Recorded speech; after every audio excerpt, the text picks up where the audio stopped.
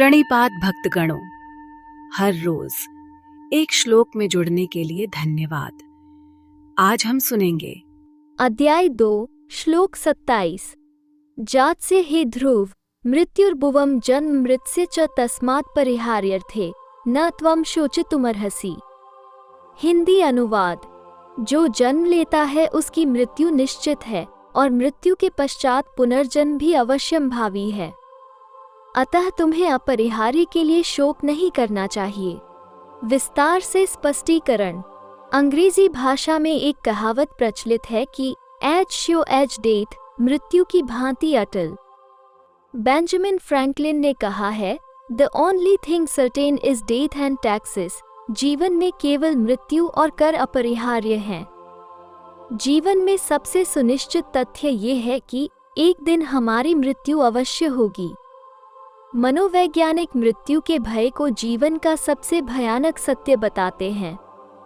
पतंजलि के योग दर्शन में भी अभिनिवेश या किसी भी स्थिति में जीवित रहने की स्वाभाविक इच्छा को लौकिक बुद्धि के लक्षण के रूप में चित्रित किया गया है। लेकिन जो जन्म लेता है उसकी मृत्यु भी अनिवार्य है, इसलिए जो अवश्यंभावी है उसके लिए शोक क्यों किया जाए। महाभारत काल में इससे संबंधित एक दृष्टांत है।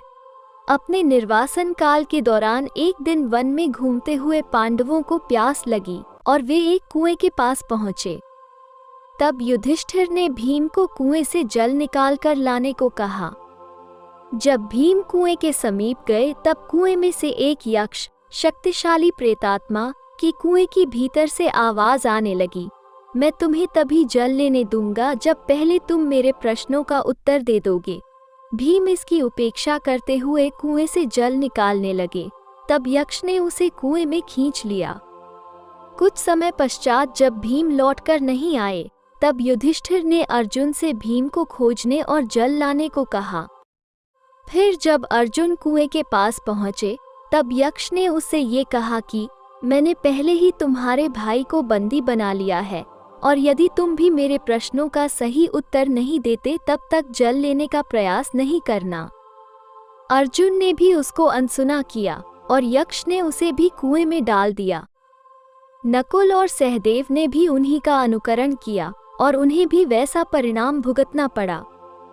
अंततः युधिष्ठिर स्वयं कुएं पर आए तब यक्ष ने पुनः उनसे कहा, यदि तुम इस कुएं का जल ग्रहण करना चाहते हो तो तुम्हें मेरे प्रश्नों का ठीक उत्तर देना होगा, अन्यथा मैं तुम्हें भी तुम्हारे भाइयों के समान कुएं में डाल दूंगा। युधिष्ठिर प्रश्नों का उत्तर देने के लिए सहमत हो गए। यक्ष वास्तव में स्वर्ग का देवता यमराज था जिसने भेष बदल रखा था।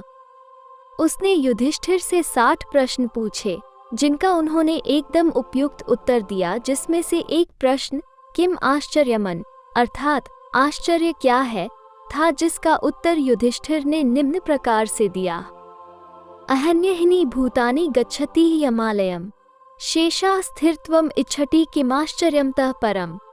महाभारत। प्रतिक्षण लोग मृत्यु को प्राप्त हो रहे हैं और जो जीवित हैं वे इस सत्य को देख रहे हैं, परंतु वे यह नहीं सोचते कि एक दिन उन्हें भी मरना है। इससे अधिक और क्या आश्चर्य हो सकता है। श्री कृष्ण भी इस श्लोक में ये समझा रहे हैं कि एक दिन जीवन का अंत अपरिहार्य है, इसलिए बुद्धिमान व्यक्ति को इस अनिवार्य मृत्यु के लिए शोक नहीं करना चाहिए। हर रोज एक श्लोक में जुड़ने के लिए धन्यवाद। आपका दिन शुभ और मंगलमयी हो। हरे कृष्णा, हरे राम,